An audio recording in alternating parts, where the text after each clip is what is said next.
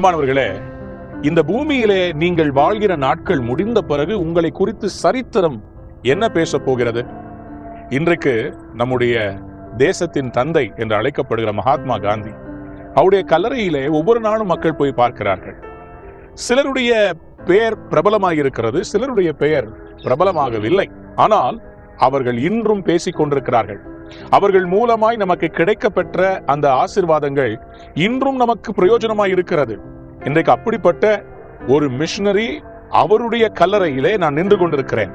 இவரை குறித்து நம்ம மத்தியில இருக்கிற அருமையான ஒரு மிஷனரி, மறை பணியாளர், அருமையான வசந்த் பிரதர் இடத்துல கேட்போம். ஐயா, ஹென்றி பவர் அப்படின்னு சொல்லுகிற இவர்களை குறித்து கொஞ்சம் சொல்லுங்களேன். என்னுடைய பாட்டியம்மா மற்றும் மூதாதையர்கள் சொன்ன வாய்மொழி செய்தியிலிருந்து அவர்களை பற்றி நான் அறிந்து கொண்டது என்னன்னா, ஐயா, நம்முடைய கரங்களில் இருக்கிற வேதாகமம் பவர் எடிஷன் சொல்றாங்க. அந்த இது இன்னைக்கு அவருடைய மாபெரும் முயற்சினால வந்தது. ஏனென்றால் அவர் வருவதற்கு ஒரு 200-300 ஆண்டுகளுக்கு முன்பாக பர்த்தலமே சீகன் பார் ஐயர் அவர்கள் அவங்க முதலாவது எபிரேய மொழியிலிருந்து ஒரு மொழிபெயர்ப்பை கொண்டு வருகிறார். அவர் யாருடைய உதவியோட செய்கிறாரு?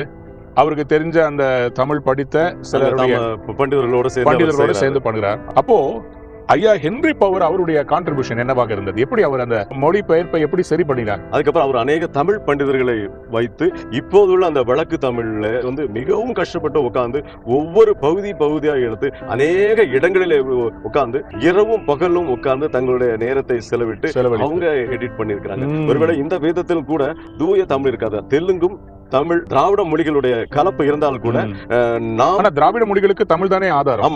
சோ இதுல இருந்து தான் மலையாளமும் தெலுங்கும் மேஜரா வருது. சோ அப்போ இவர் யூஸ் பண்ணது அந்த திராவிடியன் லாங்குவேஜ் உடைய அந்த மூல பாஷையாக தமிழ்ல அவர் கொடுத்த அந்த சரியான வார்த்தைகள் தான் இன்னைக்கு தெலுங்குலையும் மலையாள பைபிள்லையும் நிற்குது. அது எந்த சந்தேகம் இல்லை. 1812ஆம் ஆண்டிலே பிறந்த இந்த அருமையான இந்த தேவனுடைய மனிதர், இவர் ஒரு ஆங்கிலோ இந்தியன் ஃபேமிலியை சார்ந்தவர். சென்னையில் மெட்ராஸ் அப்பொழுது அங்கே பிறந்தவர்.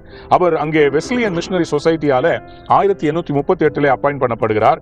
அவர் பல இடங்களில் தஞ்சாவூர்ல ஊழியம் செய்திருக்கிறார், வேதியார்புரத்தில் ஊழியம் செய்திருக்கிறார், மெட்ராஸ்ல ஊழியம் செய்திருக்கிறார், கும்பகோணத்தில் ஊழியம் செய்திருக்கிறார்.